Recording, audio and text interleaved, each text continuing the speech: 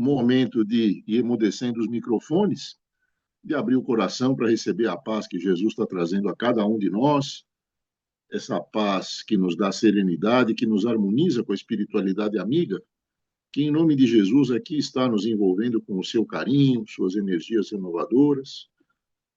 Amigos e amigas espirituais que, como sempre, aqui estão organizados na forma de correntes espirituais, fraternidades, caravanas.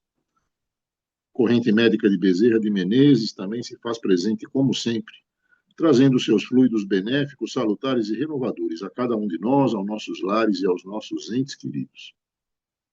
Cada um deles o nosso muito obrigado. E agora nosso coração já mais leve, livre dos pesos que carregamos diariamente aí, vai se elevando até as alturas, e é nas alturas que neste momento encontramos Jesus e sua mãe Maria, sorriso nos lábios, braços abertos, nos saudando e nos convidando a, juntamente com eles, agradecer ao Pai da vida pela oportunidade de estarmos reunidos em seu nome. E agradecemos conforme a prece que Jesus nos ensina, que diz: Pai nosso que estás nos céus, santificado seja o vosso nome. Venha a nós o vosso reino, seja feita a vossa vontade, assim na terra como no céu. O pão nosso de cada dia nos dai hoje, perdoai as nossas dívidas, assim como nós perdoamos aos nossos devedores. E não nos deixeis cair em tentação, mas livrai-nos de todo e qualquer mal, assim seja. Graças a Deus. Boa reunião para todos nós. E agora, iniciando com a reflexão que o querido André Luiz nos traz, reflexão que diz o seguinte: nossa palavra pode ser uma pancada ou uma bênção. É o uso dessa força que equilibra ou desequilibra, ilumina ou obscurece, ergue ou abate. Depende de nós. Palavras, né, transportam energia. E tem várias experiências aí na parte científica do espiritismo que comprovam isso de maneira mensurável, quantificável e rastreável, quer dizer, pode ser repetido, né, pelos métodos de ensaio. E exatamente, as palavras não saem da nossa boca à toa, elas são frutos do que vai na nossa cabeça, né? Então, temos aí capacidade de gerar e emitir energias que podem ir para o alto ou ir para baixo, podem estimular ou podem abater.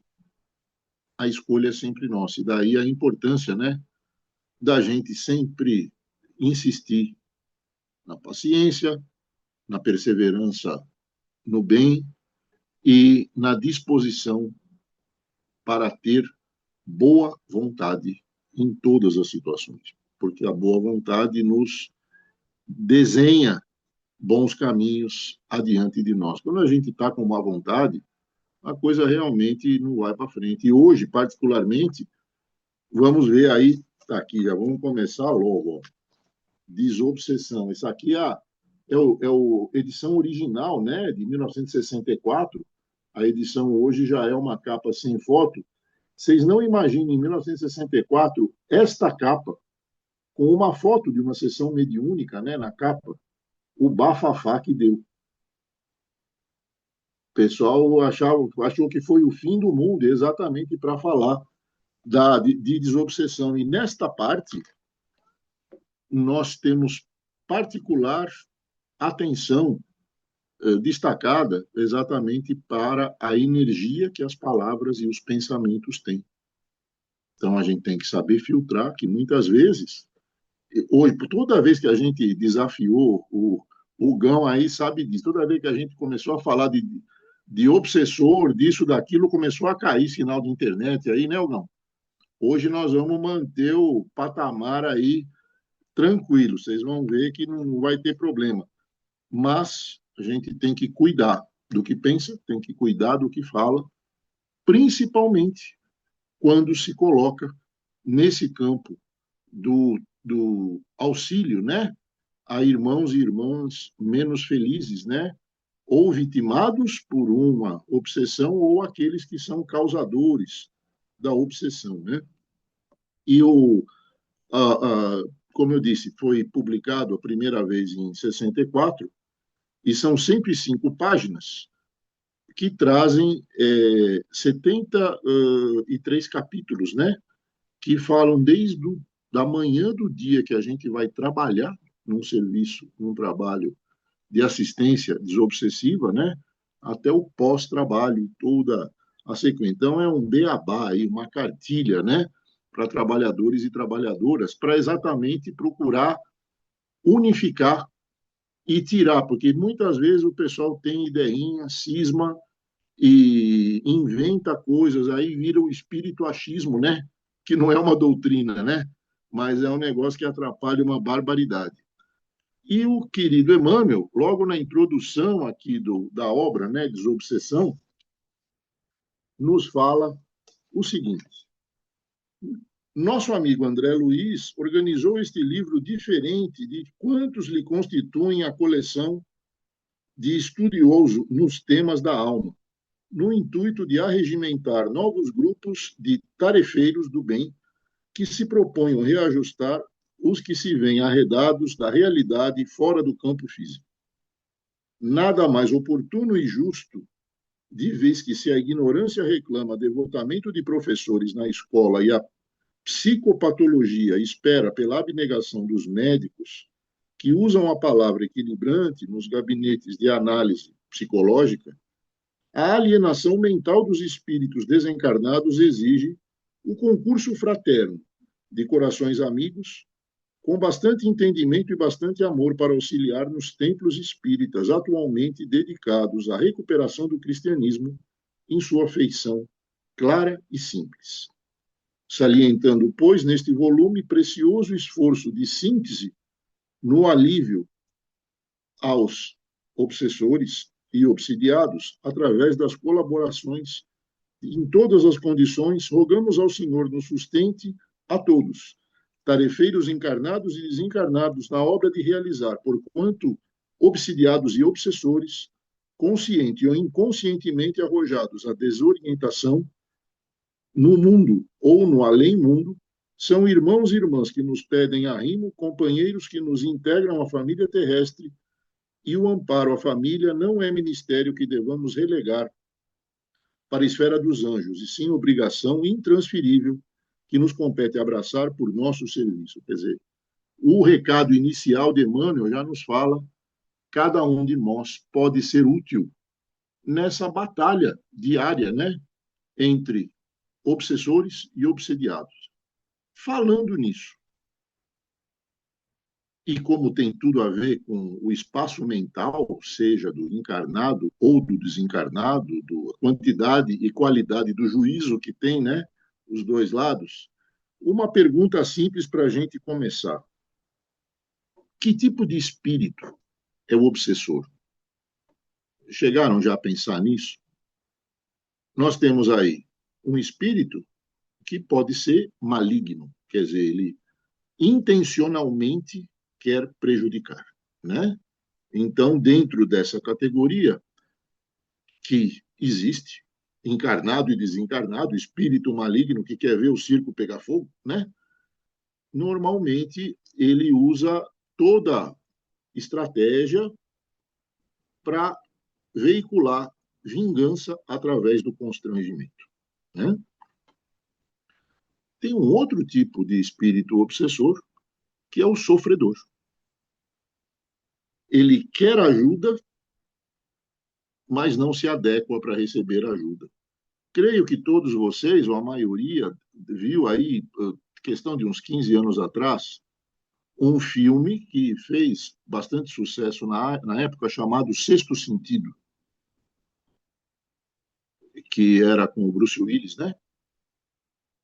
E ali tem imagens impactantes de um garoto que tinha vidência e via espíritos que se mostravam a ele nas situações mais horríveis, né? Quer dizer, enforcado, aniquilado, suicidado, essa coisa toda. Alguém já chegou a pensar que muitas vezes o espírito que morre numa situação, o espírito que desencarna numa situação violenta, seja ela qual for, Se ele não tem aquele preparo, ele não vai reconhecer a equipe de auxílio que está. Então, ele vai permanecer congelado no estado mental em que ele desencarnou. Então, para quem tiver evidência, para quem tiver acesso às faixas mentais dele, vai ver aquela figura na condição do desencarne. Esquartejado, um tiroteio impactante visualmente, né? Se quem está enxergando ou quem está interagindo não está devidamente preparado, né? Então, tem desses dois tipos. Tem espírito maligno, que obsidia, tem espírito sofredor, que obsidia, e tem espírito que, ao mesmo tempo, é maligno e sofredor, né? E olha como que a gente pode ser útil, né? Porque Jesus está aí para resolver as paradas, está para interromper esse círculo vicioso da ignorância, né? E a gente pode, apesar das próprias limitações, ser um elo nessa corrente de auxílio, né? De trazer para a luz, para o entendimento, para a consciência, né? E nos 73 capítulos, né, que o querido André Luiz nos traz aqui na obra Desobsessão, ele fixa basicamente três pilares, né, que certamente não é novidade para nenhum de vocês. Primeiro pilar, disciplina. Então, o trato com as tarefas de desobsessão, para quem trabalha com elas, exige horário, exige estudo, exige responsabilidade. Se não tem isso, procure ser útil em outra atividade, né? Então, o que é o esquema de horário? Ah, não, eu tenho que, não vou trabalhar no dia e já trabalho às 7 da noite, 8 da manhã, eu estou lá na porta esperando. Não. Aqueles 15 minutinhos regulamentares, né, para chegar antes, é o tempo que a gente tem para adequar o nosso espaço mental, isolando o que a gente teve no espaço mental durante o dia e nos harmonizar com a equipe espiritual de trabalho, né? Agora, é claro que nesses 15 minutinhos não dá para se harmonizar com a espiritualidade amiga que está nos aguardando na casa de caridade, se na própria sala de preparação está um mercado de peixe, né? Então, muitas vezes a gente vê, quer dizer, isso aí parte do dirigente, e tem dirigente que até quer fazer a coisa certa, mas o pessoal é indisciplinado. Pô, quer conversar 1 hora antes do trabalho ou meia hora depois? Vai na padaria, troca ideia, né, em algum lugar, mas eu digo, na sala de preparação, não é que não pode conversar de maneira nenhuma, mas o celular tem tantas funções hoje. Baixa o aplicativo de medidor de decibéis. Dá para conversar, mas conversa baixo. Se tem dois conversando, que não atrapalha quem está a 2 metros de distância logo ali. É bom senso. Não é uma coisa absurda. E é treino. Muitas vezes a pessoa ela se programa, a tarefa começa às 8 horas. 5 para as 8, ela está procurando lugar para estacionar o carro lá na rua. Acho que eu não estou inventando, né? É voz revelando a realidade que tem testemunhado. Pô, uma vez ou outra, mas sempre, toda semana, não dá. E então essa parte do horário, a parte do estudo, sempre tem coisa nova para a gente aprender. E não é em livro novo, é em livro antigo. A gente tem que aprender com aqueles que hoje nos dão suporte da espiritualidade, os livros que eles aprenderam há 50, 100 anos atrás. Vou fazer propaganda agora defendendo a categoria. Livro espírita é que nem expositor. Quanto mais velho, melhor. E aqui fiquei bem na foto agora com isso, né? Agora, responsabilidade. Ninguém está indo brincar, ninguém está indo passar tempo, não é nenhuma terapia ocupacional. É um trabalho de responsabilidade. Quer dizer, é uma coisa, se a pessoa tem responsabilidade na sua profissão, imagina o tamanho que tem que ter de responsabilidade no seu trabalho voluntário, porque a profissão a gente faz para ter o ganha-pão, para poder. O trabalho voluntário você faz porque você quer.